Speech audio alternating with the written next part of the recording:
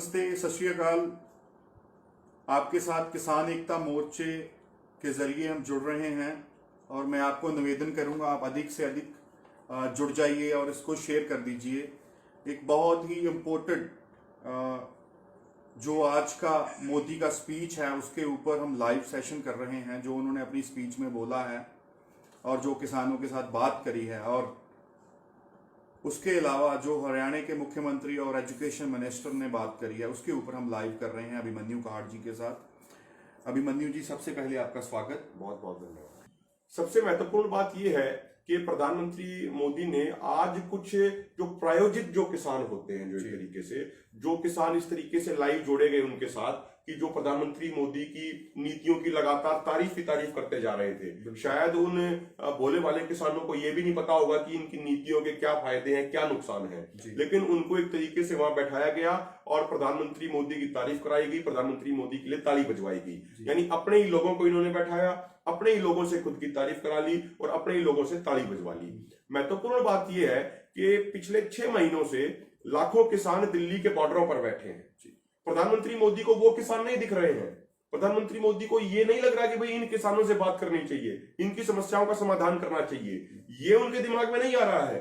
लेकिन अपने एक तरीके से देश को गुमराह करने के लिए, ये दिखाने के लिए कि भाई मोदी किसानों से बात कर रहे हैं, तो पूरे देश को गुमराह करने के लिए, बहकाने के लिए इस तरीके के कार्यक्रम आयोजित किए जाते हैं सरकार द्वारा, जहां पे सरकार के ही सरकारी और दरबारी आदमी बैठे होते हैं और वो एक प्लान्ड वे में वो सवाल पूछते हैं। वो सवाल पहले से ही तय सवाल होते हैं और उनको ये बताया जाता है कि भाई आपको कुल मिला के जमा घटा करके प्रधानमंत्री मोदी की तारीफ करनी है। तो आज उन प्रायोजित किसानों ने इस तरीके का काम किया, उसके अलावा और कुछ नहीं था उसमें।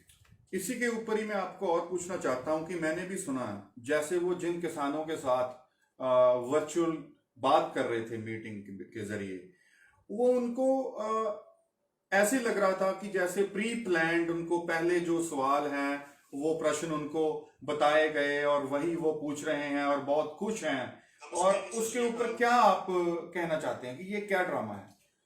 देखिए, क्या होता है कि एक जो आज पूरे देश में किसानों के मन में मोदी सरकार के प्रति जो गुस्सा है, जो नफरत है, उस चीज को ये काउंटर करने का प्रयास बीजेपी की आईटी सेल करती है।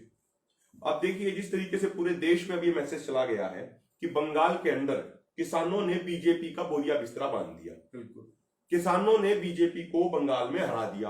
पूरे देश में यह भी संदेश चला गया कि भाई यूपी के अंदर जो जिला पंचायत के जो इलेक्शन हुए, उन इलेक्शनों में किसान आंदोलन का बहुत व्यापक प्रभाव पड़ा, संयुक्त किसान मोर्चा के आंदोलन का बहुत व्यापक प्रभाव पड़ा और लगभग 3,500 जो जिला पंचायत की सीटें थी, बीजेपी उनमें से मात्र 600 जीत पाई। और ये तो जब हाल है जब बीजेपी की यूपी में सरकार है राज्य में, तो वहां पे इतने बड़े पैमाने पे बीजेपी की हार हुई है, तो उससे एक संदेश पूरे देश में चला गया है कि किसानों के मन में बीजेपी को लेके बहुत गुस्सा है। जिस तरीके से बीजेपी के नेताओं ने, उनके प्रवक्ताओं ने किसान आंदोलन का, शहीद किसानों का मजाक उड़ाया, अब वो बीजेपी को बहुत महंगा पड़ रहा है। तो एक जो पब्लिक ओपिनियन है उसको मैनेज करने के लिए बीजेपी की आईटी सेल इस तरीके के कार्यक्रम आयोजित कराती है और उसमें क्वेश्चन भी प्लान होते हैं, उसमें लोग भी प्लांटेड होते हैं सारे तरीके से। मतलब वो सारे के सारे बस मोदी जी की तारीफ ही तारीफ कर रहे थे कि आपने ये अच्छा कर दिया, आपने वो अच्छा कर दिया। भाई किसानों के सामने तो आज बहुत सारी समस्याएं हैं। आज जो किसान मोदी जी से बात कर रहे थे उनमें से किसी भी किसान ने किसी समस्या की बात ही नहीं की। वो तो बता रहे थे जी ये अच्छा कर दिया, वो अच्छा कर दिया, ऐसी ऐसी योजनाओं की नाम लिए जा रहे थे जो योजना किसी ने सुनी ही नहीं थी।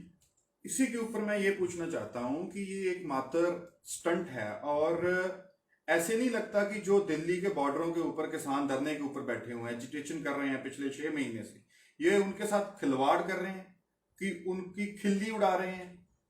बिल्कुल, आपने बिल्कुल सही बात कही इसमें कि मतलब भाई जहां पे प्रधानमंत्री का आवास है वहां से 40-50 किलोमीटर की दूरी पे लाखों किसान बैठे हैं।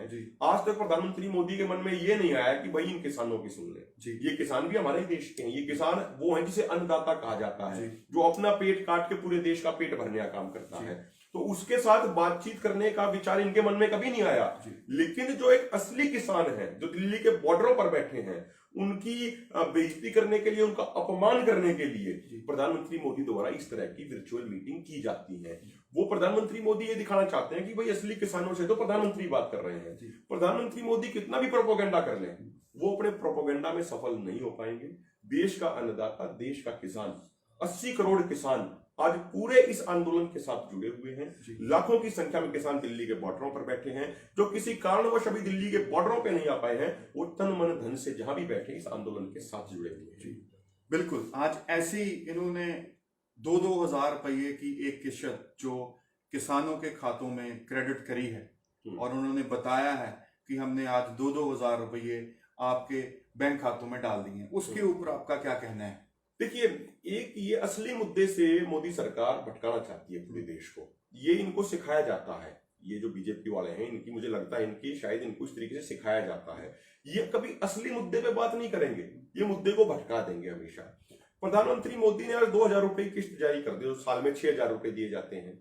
हम मोदी सरकार से, पीएम मोदी से पूछना चाहते हैं कि भाई आपने 2,000 रुपए तो चलो दे दिए, लेकिन जो फसलों का उचित एमएसपी नहीं मिलने के कारण हर एक किसान को प्रति एकड़ प्रति फसल पे 10 से 15,000 रुपए का नुकसान हो रहा है, उसकी भरपाई कौन करेगा? बिल्कुल। 1 एकड़ पे किसान को एक साल में यदि वो 2 फसल भी पैदा करता है तो उसको 20 से 25,000 रुपए का नुकसान हो रहा है प्रति एकड़। यदि किसी किसान के पास 5 एकड़ जमीन है तो उसको एमएसपी ना मिलने के कारण 1 लाख रुपए का नुकसान हो रहा है। तो 1 लाख रुपए के नुकसान की तो कोई बात नहीं कर रहा। बिल्कुल। वो 1 लाख रुपए का नुकसान कैसे खत्म किया जाए उस पर कोई प्रधानमंत्री बात नहीं करते हैं, लेकिन 2,000 रुपए का झुंझुना पकड़ा के किसानों को बहकाने और भटकाने का प्रयास किया जाता है। मैं इसमें छोटी सी बात और जोड़ दूं, एक ये ओईसीडी और आईसीआरईआर, ये बहुत बड़े संगठन हैं। ओईसीडी तो 36 देशों का संगठन है, आईसीआरईआर अपने यहीं का एक रिसर्च संगठन है। उन्होंने अपनी रिपोर्ट में ये कहा कि यदि पिछले 17 सालों में किसानों को सिर्फ वो एमएसपी दिया जाता जिसका वादा लगातार सरकारों ने किया, हम स्वामीनाथन के C2+50% के अनुसार एमएसपी की बात तो छोड़ दें, वो तो फिर बहुत ज्यादा हो जाएगा। जिस एमएसपी का वादा लगातार सरकारों ने किया था, जो एमएसपी हर साल CACP commission on agriculture cost and price ने घोषित किया था, यदि वही एमएसपी सिर्फ किसानों को मिल जाता तो पिछले 17 सालों में किसानों को 45 लाख करोड़ रुपए ज्यादा मिलने चाहिए थे, जो उन्हें दुगनी से ज्यादा हो जाती, कई गुना हो जाती। और आज भारत में किसानों के ऊपर संपूर्ण कर्जा कितना है? मात्र 10 से 12 लाख करोड़ का। और जो हमारा सरकारों के ऊपर बकाया है, जो सरकारों ने वादा खिलाफी की, वो है 45 लाख करोड़ रुपया। तो हमारे 45 लाख करोड़ रुपए तो कभी ऊपर तो कभी कोई बातचीत नहीं होती, लेकिन जो फसल खराब होने के कारण, सरकार की गलत नीतियों के कारण जो एक किसान कर्ज नहीं चुका पाता, उसके ऊपर ढिंडोरा पीटा जाता है, किसानों के पोस्टर बाहर लगाए जाते हैं, किसानों को बदनाम किया जाता है, किसानों को अपमानित किया जाता है। तो हम तो प्रधानमंत्री से ये कहना चाहते हैं कि भाई हमें कोई 2,000 रुपए की कोई भीख नहीं चाहिए। देश का किसान स्वाभिमानी है, ये किसान कौम स्वाभिमानी कौम है, ये ईमानदार कौम है। हमें तो आप हमें एमएसपी दे दो, हमारी फसलों का जो उचित एमएसपी मिलता है उस एमएसपी पे खरीद की गारंटी का कानून बना दो। ये आप अपने 2,000 रुपए अपने पास रखो। देश के किसानों को 2,000 रुपए की भीख नहीं, देश के किसानों को उचित एमएसपी चाहिए। अभिमन्यु जी, मैं ये भी चाहता हूं कि ये भी बताइए कि 2,000 रुपए के साथ एक आम किसान और उसका परिवार कितनी देर गुजारा कर सकता है, ये बताइए। इसमें वो कितने, एक परिवार के एक सदस्य के हिस्से कितने पैसे आते हैं और उसमें क्या आएगा? देखो, 6,000 रुपए मतलब साल में दिए जाते हैं जी, ठीक है जी। तो हमारे पास लगभग साल में 365 दिन हो गए। बिल्कुल। अब आप उस 6,000 रुपए को डिवाइड कर लो प्रतिदिन के हिसाब से, उसमें आए 20-20 रुपए के, 20 से भी कम रुपए आए, 15 रुपए के आसपास आए एक साल में। एक दिन में एक परिवार के 15 रुपए आए उसमें। जी, हम उनसे सिर्फ 3 बातें पूछना चाहते हैं, छोटी छोटी बातें। जी, जब ये बीमारी की एक शुरुआत हुई थी पिछले साल, तो कहां से हुई थी? जब 23 फरवरी को नमस्ते ट्रंप का कार्यक्रम आयोजित किया गया गुजरात के अंदर। बिल्कुल। और भारत के हर कोने कोने से वहां पे लोगों को बीजेपी ने बुलाया और ट्रंप का मान सम्मान कराने के लिए। जी। उसके बाद ही भारत में ये कोरोना के केसेस आने शुरू हुए थे। उससे पहले भारत में कोई कोरोना केसेस नहीं था, आप बेशक उठा के देख लीजिए। बिल्कुल ठीक। तो यदि जो ये बीमारी है भाई, इसमें तो क्या है क्या नहीं तो डॉक्टर ही बता पाएंगे, हम तो उस पर टिप्पणी नहीं करेंगे। तो इसको लेके कौन आया? सबसे पहली बात तो ये, इसको लेके तो प्रधानमंत्री मोदी का वो कार्यक्रम लेके आया जो नमस्ते ट्रंप इन्होंने कार्यक्रम करवाया। दूसरी बात, हम इनसे ये पूछना चाहते हैं कि भाई अब टेलीविजन पे देखते हैं, अखबारों में पढ़ते हैं कि महाराष्ट्र में भी, उड़ीसा में भी, जगह जगह पे सारी जगह कोरोना के ये केस बता रहे हैं। तो वहां पे तो एक तरीके से वहां लोग तो यहां से नहीं गए ना। बिल्कुल। जो महाराष्ट्र के किसान जो यहाँ आए थे पहले बड़ी संख्या में, वो अलग अलग बॉर्डरों पे हो, काफी पहले वो जा भी चुके, उनकी दूरी बहुत ज्यादा थी, ट्रांसपोर्टेशन की अभी समस्या आ रही थी। तो जो महाराष्ट्र में कोरोना के केस जो आ रहे हैं, बीमारी के जो केस आ रहे हैं, वो तो किसान लेके नहीं गए ना। बिल्कुल। तो वो केस कहां से आ गए?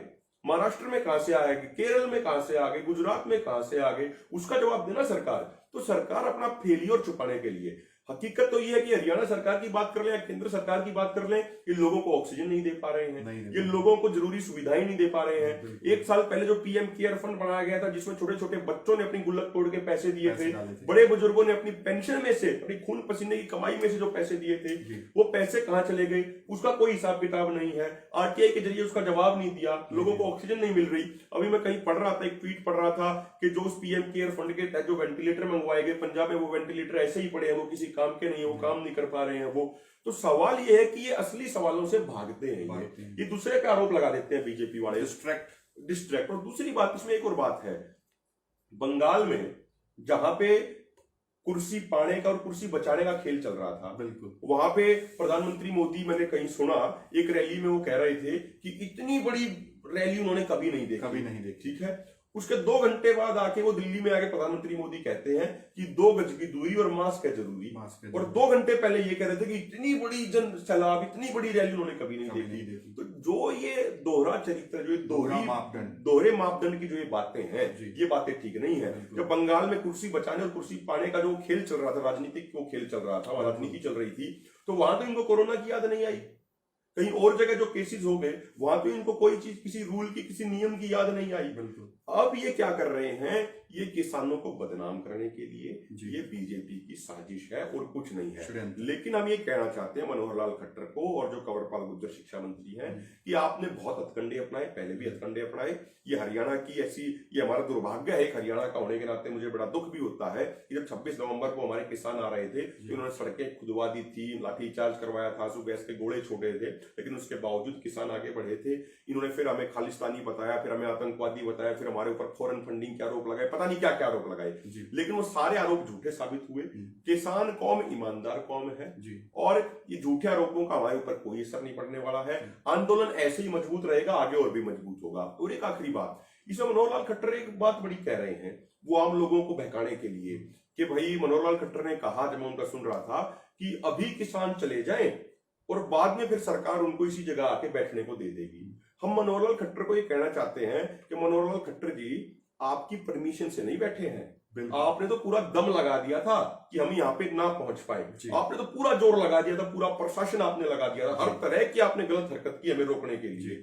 सरकारों का काम तो होता सड़कें बनवाना, लेकिन आपने तो सड़कें खुदवा दी थी हमें रोकने के लिए। हम जो किसान कौम जो यहाँ बैठी है, जो पंजाब हरियाणा के जो लाखों किसान यहाँ बैठे हैं, ये अपने दम के ऊपर बैठे हैं, ये अपनी मेहनत, अपने त्याग, अपने जोश और अपने जज्बे के ऊपर बैठे हैं। ये किसी राजनीतिक पार्टी के भीख के आधार पे नहीं बैठे कि किसी राजनीतिक पार्टी ने इनको आने दिया। हमारे अंदर दम था, हमारे अंदर साहस था, हमारे अंदर शौर्य था, इसीलिए डंके की चोट पे यहाँ आके बैठे हैं और यहीं पे बैठे रहेंगे जब तक हमारी मांगे पूरी नहीं होंगी। सरकार तीनों काले कानून वापस ले ले, सरकार एमएसपी गारंटी कानून लागू कर दे, हमें यहाँ बैठने का कोई शौक नहीं है, हम उठ के चले जाएंगे। और यदि बीजेपी वाले नेताओं को जो कोरोना की बड़ी बड़ी बातें करते हैं, यदि इनको सच में ये लगता है कि भाई किसानों की सेहत बहुत इंपॉर्टेंट है और किसानों की इनको चिंता है, तो ये 1 मिनट के अंदर हमारी दोनों मांगे पूरी कर दे। हमारी दोनों मांगे पूरी हो जाएंगी, हम यहाँ से उठ के अगले ही मिनट हम यहाँ से उठ के चले जाएंगे, हमें यहाँ बैठने का कोई शौक नहीं। बहुत बहुत धन्यवाद अभिमन्यु जी आपका। इसमें मैं एक बात और ये कहना चाहूंगा सभी साथियों से, देखिए, जो ये किसान एकता मोर्चा है, ये पेज है, ये बड़ी मेहनत से बलजीत भाई हैं, हमारे जो संयुक्त किसान मोर्चा की तरफ से आईटी सेल के हेड हैं, ये पूरा इनका आइडिया था और पूरी इनकी मेहनत थी, पूरी इनकी टीम की मेहनत थी और संयुक्त किसान मोर्चा के सभी सीनियर नेताओं का योगदान था और इनको मार्गदर्शन था जो मोर्चा के नेताओं ने दिया। तो आज ये मोर्चा की एक आईटी सेल इतनी मजबूत आईटी सेल बन गई है कि इसने बीजेपी और अन्य राजनीतिक पार्टियों की आईटी सेलों को घर में बैठा दिया है, उनको बेरोजगार बना दिया है। ये सब आप लोगों का भी इसमें बड़ा योगदान है।